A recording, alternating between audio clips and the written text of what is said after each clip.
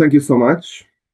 Dear colleagues, it is a true honor for me to be able to speak at this conference in front of you. The 7th century was turbulent regarding Christological questions such as Christ's activities and wills. The controversies related to these theological problems affected the entire Byzantine world, and the papacy also took part in them as a prominent spiritual leader of Christianity.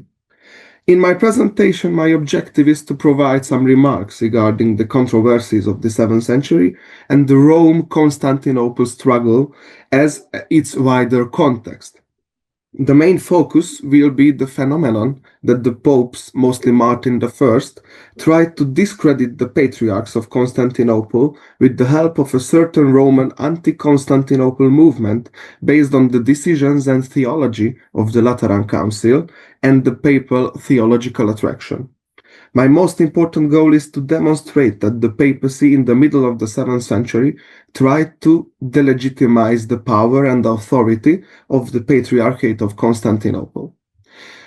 In the first part of my presentation, I want to demonstrate how the patriarchs of Constantinople were represented in the acts of the Lateran Council of 649, since this is the basis of the papal claims regarding the delegitimization of Constantinople and its ecclesiastical leaders.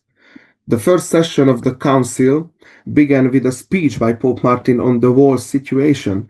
In this he said the following: "Would that they had kept this evil in secret for themselves alone, and had not proclaimed it in writing, in public, and in the churches, for the detriment of many and the overturning of the unimpeachable faith." I am referring to Cyrus, who was bishop of the Church of Alexandria, Sergius, who was presided over the Church of Byzantium, and those who followed him in succession, Pyrrhus and Paul, in competing with one another in this matter. End of quote. Based on this text, the Pope saw the patriarchs of Constantinople, Sergius, Pyrrhus, and Paul, as main characters in the overturning of the unimpeachable faith, kai anatropentes amometu pisteos, who proclaimed heretical teachings publicly.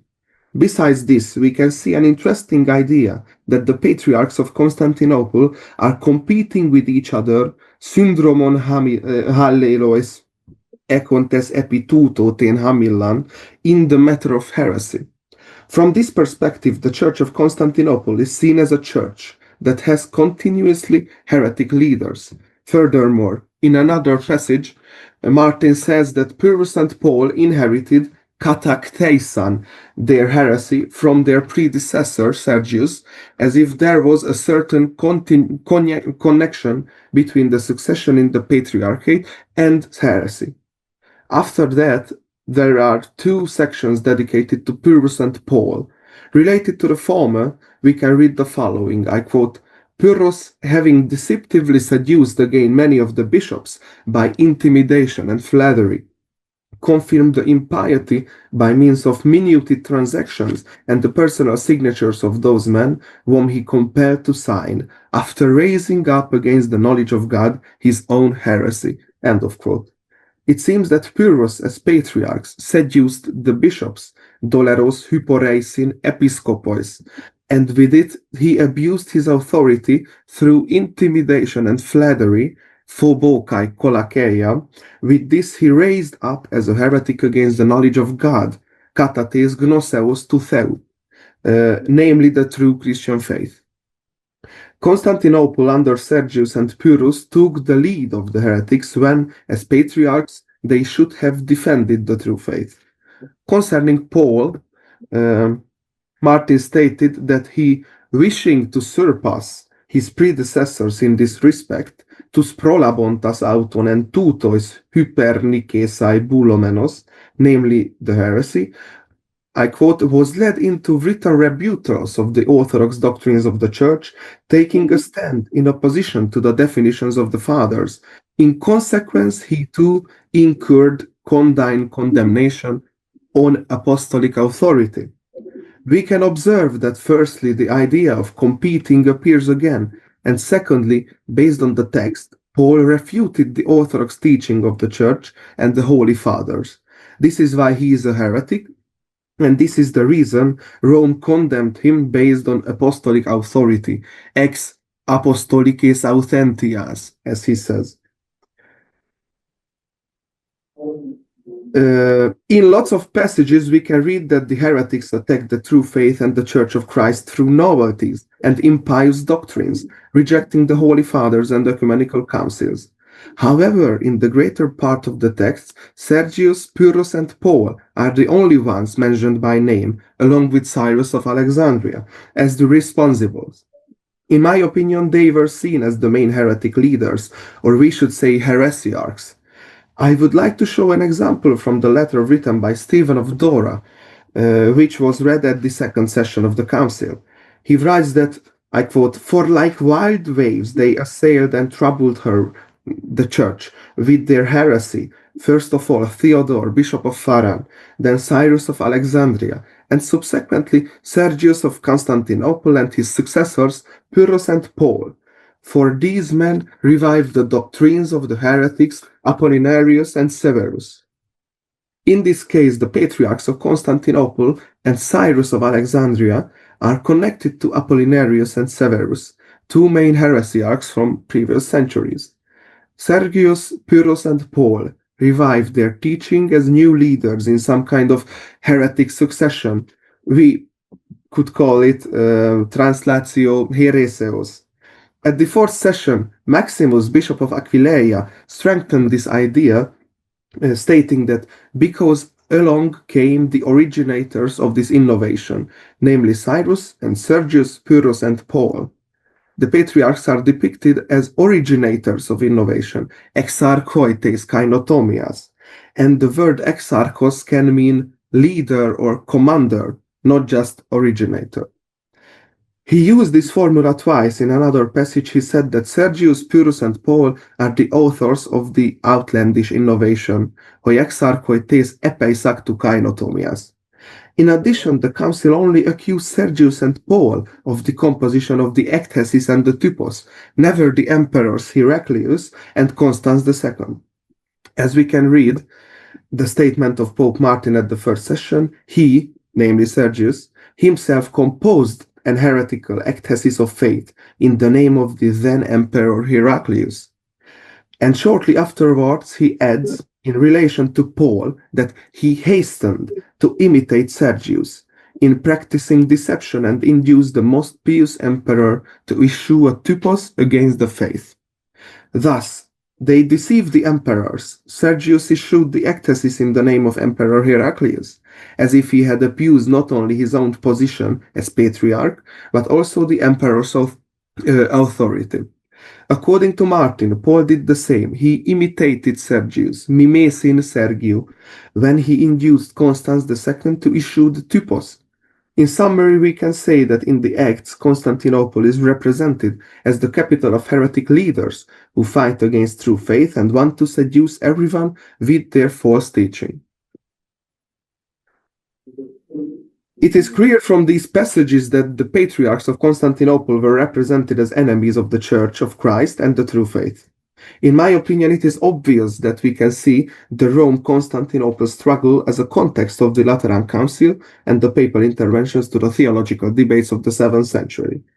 As I can see, the 7th century is a unique part of this competition between the two Romes, since Rome could attack Constantinople in this era on a dogmatic basis, because Constantinople supported the monothelite theology until 648. And after 648, a theology based on the typos, which forbade any controversies on the wills of Christ.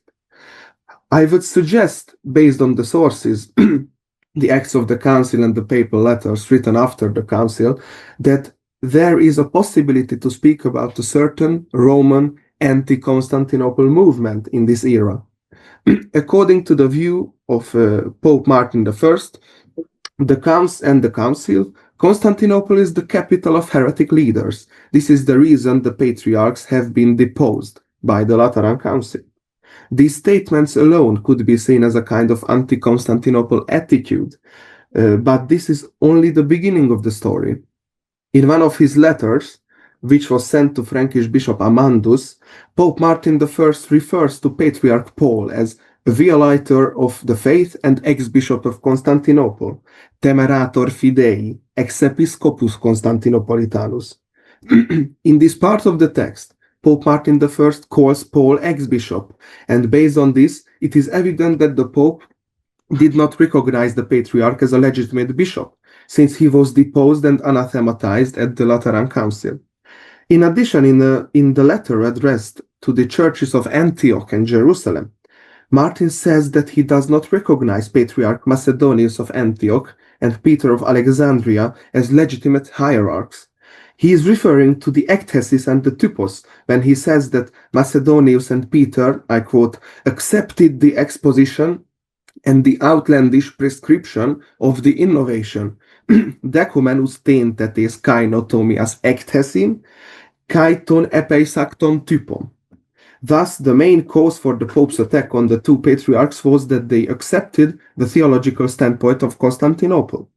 In the case of this passage, we can see also the traces of the anti-Constantinople movement led by Rome. If you accept the theological standpoint of Constantinople, you will also lose your legitimacy for ecclesiastical leadership, just as the patriarchs of Constantinople themselves. The Pope tried to mobilize the western and eastern parts of the church against Constantinople and Patriarch Paul, who was deposed and anathematized by the Lateran Council, emphasizing that he was a heretic who wants to deceive Christians and who holds his church office illegitimately.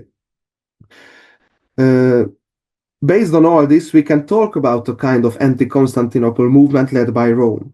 The few passages that can be read in various documents related to Maximus the Confessor are further proof of this, such as the Relatio Motionis or the Disputatio Bizue.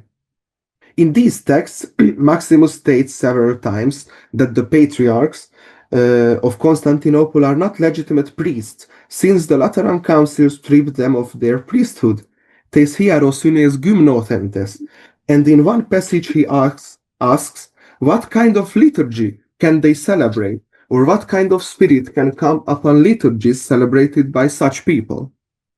When someone claimed that the Lateran Council was invalid, since the Pope who convoked it was deposed, Maximus questioned the legitimacy of the deposition of Martin I and stood for the validity of the decrees of the Council, declaring that the Council itself was ratified in an orthodox manner through the sacred canon. Tuto procrima tois orthodoxos catatus teius canonas curotheisin.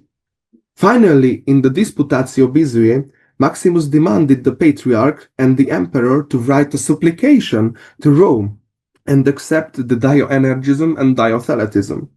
All these passages demonstrate that Maximus questioned the legitimacy of the Patriarchs of Constantinople and tried to persuade Constantinople to accept the decisions of the Lateran Council, which is to say, the decisions of the theological opinion of Rome. These are all parts of the so-called Roman anti-Constantinople movement, and Maximus, for example, joined this campaign. This is the moment when I would introduce the notion of theological attraction, since the common theological standpoint of Rome and Maximus was the main reason Maximus himself adopted Rome's ecclesiastical position on certain issues. But what is this so-called theological attraction? This concept is my invention, and it is based on the theory of soft power introduced by Joseph Nye in the 1980s. The essence of my concept is that the Lateran Council's decrees provided a theological position, which they connected to the teaching of the Scripture and the Fathers, that the papacy could refer to when speaking about the orthodoxy of Rome, which is Dioenergism and Diotheletism, and through this, the papacy tried to convince others to accept the authority of the papacy and the council itself. For an examination of this, we have to take a look at the papal letters written after the council. When the council ended, the Pope and the bishops gathered with him wrote an encyclical addressed to all Christians, They summarized the decrees of the council and exhorted the faithful to adopt the same decisions as the Lateran Council. For example, we can read that, I quote, "For the protection of the Catholic Church, you may conduct similar proceedings in harmony with us. Eis asphaleantes Catholices ecclesias symphonos heminta homoia praxete." And I think in this context, the word praxete specifically means hold councils.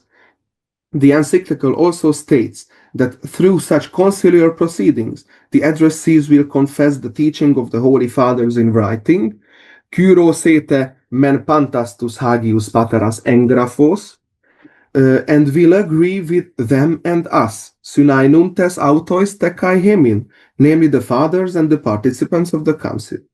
In the later parts of the text, there are several passages in which the Pope and the Council call upon all Christians to say everything the same as we do, to autom et hemon legete pantes, and they quote Apostle Paul when they say that, I quote, "You should be firmly joined together with the same mind and the same belief," end of quote.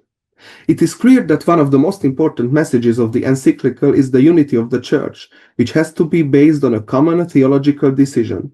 This decision has to be in unity with the decrees of the Lateran Council, that is Dioenergism and Diotheletism. This is where I think theological attraction comes into play, since Rome emphasized its own orthodoxy, claiming that the theology confessed by the Lateran Council is the faith confirmed by the Fathers and the Scripture. This is the foundation of the call that the other churches have to be in concord with Rome and the Roman papacy. We can observe the same in the letter written by Martin I to Frankish Bishop Amandus. In that text, the Pope calls Amandus to join him in extinguishing the darkness of heretics, et tenebras illorum nobiscum extinguere, and instructs him to hold a council, synodale conventione, and publish a conciliar decree, which is in accordance with the tenor of the encyclical that we have sent, secundum tenorem encycliae nobis directe, and which confirms, confirmantes, and approves of consentientes, the decisions of the Lateran Council. In this passage, we can also notice the traces of the theological attraction, in the same way as in the encyclical. Rome wanted unity based on the theology of the council convoked by the Pope, namely the doctrine of Dioenergism and Diotheletism, emphasizing that this was the teaching of the Fathers and the true faith, by virtue of which the darkness of heretics can be dispelled. There are also other letters written by the Pope which were sent to the eastern parts of the Church. For example, the Pope appointed John of Philadelphia as papal vicar with jurisdiction over the eastern territories, especially in the Middle East, and dispatched the conciliar acts to him in order to make the decisions of the Lateran Council known to everyone, paci parangelle. Further, there survive letters in which the Pope ordered some bishops, like Theodorus of Esbus and Antonius of Bacata, to support John of Philadelphia in his mission as papal vicar.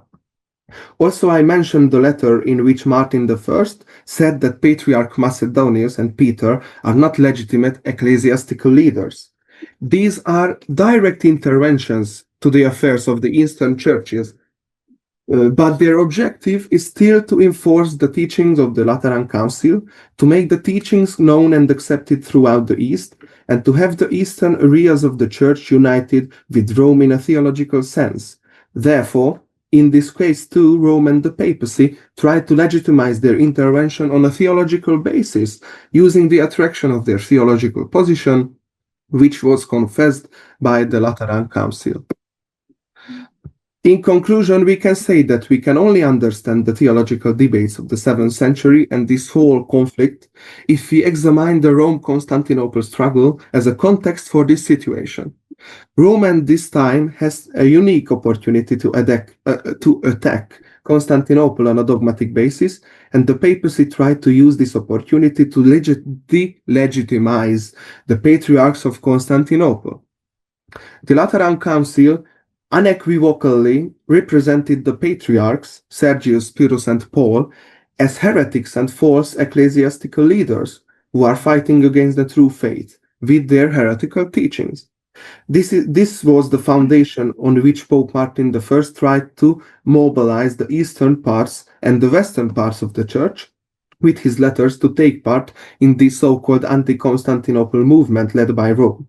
In this endeavor, the papacy could rely on supporters like Maximus the Confessor, who adopted Rome's ecclesiastical position on certain issues like the legitimacy or rather illegitimacy of the patriarchs of Constantinople.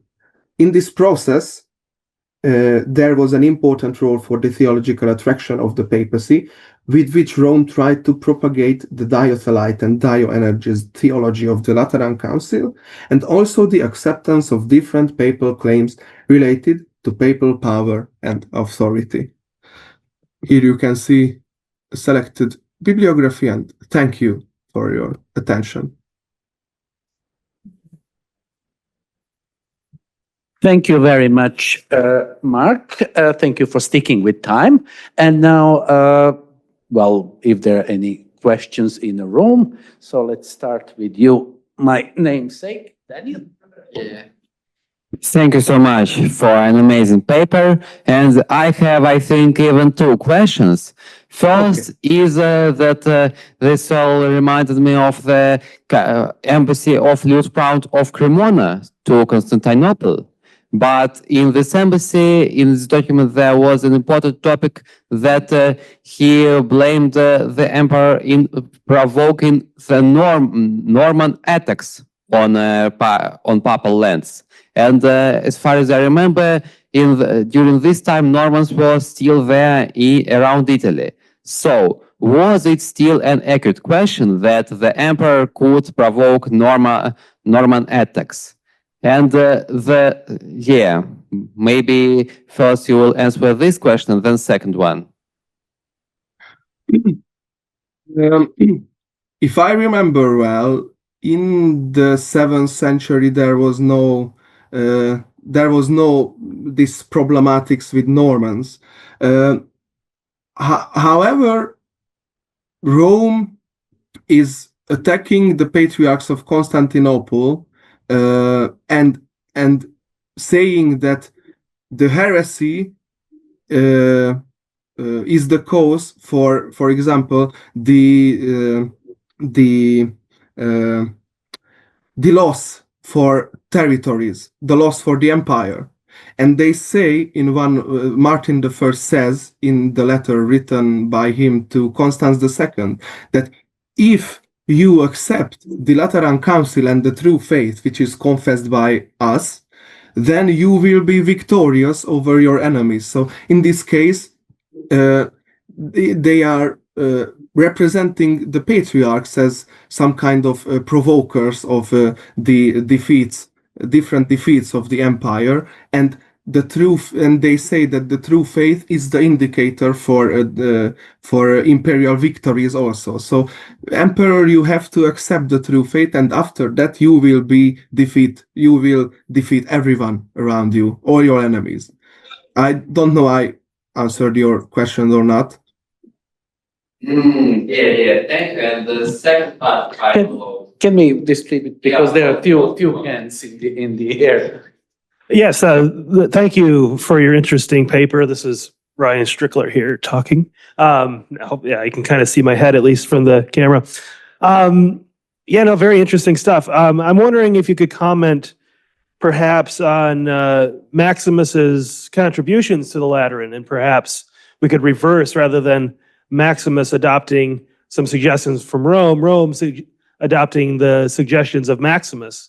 There's writing or argues that he essentially composed many of the acts himself personally, and we see some of the letters, for example, of Maximus to Peter the Illustrious, who lays out exactly what you put forward about, it's the patriarchs of Constantinople, not Heraclius, who's at fault. They deceived poor old Heraclius, who didn't know any better. So in a lot of ways, we see those sort of images, or that sort of that doctrine laid out in earlier things by Maximus. So I wonder if you can sort of comment on that and the sort of diaspora of Greek theologians who are in Rome at that time for the Lateran Synod and that sort of influence. The role of Maximus and this whole Eastern circle of monks with him in Rome, it is interesting because, of course, they are providing the theology itself.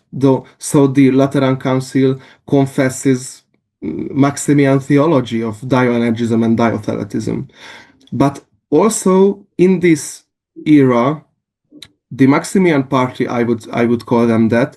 The Maximian party is looking for legitimacy because they can get legitimacy for their theology from Constantinople or from other parts of the church, since most of the eastern part of the church accepted the ecthesis, and after that accepted the typos, and they are lacking legitimacy, and this is why I think they made an alliance with Rome. So they provided the theological part of this whole confrontation, and because they know the phrases, the Greek words, and they were theologically learned, and in exchange for that, Rome provided them legitimacy for this theology. And I think this is why Maximus sometimes defends the legitimacy of Rome and the legitimacy of the Lateran Council, because that has the same legitimacy and as his own theology. It's not a coincidence, I think, that in one of his letters he calls the Lateran Council the Sixth Ecumenical Council. Hagiai hex synodo, if I remember well. So, maybe I can say this to your question or to your remark, and thank you for that. Thank you. We have Professor Bronwyn-Neal here. Thank you, Mark. Very good to see somebody taking up the letters of Martin in particular. I wondered if you've looked into the letters of Theodore and John before him, Popes Theodore and John. We've translated a few of them in the book Negotiating Conflict in the Early Church. Yeah, and they're in a similar vein. So I just wondered if you might consider the idea that Martin isn't doing anything new at this point, but he's following in the footsteps of at least two predecessors. Absolutely, you are right. I read some of the letters of Theodore and John, and I have a plan actually for my PhD thesis, if God helps me, that I want to write my thesis on the papal letters of the 7th century. So not just the letters of Martin I, but John, Theodore, and after Martin, Agatho, his two really long letters. So I want to examine this question of papal authority and apostolic authority in this whole corpus of papal letters.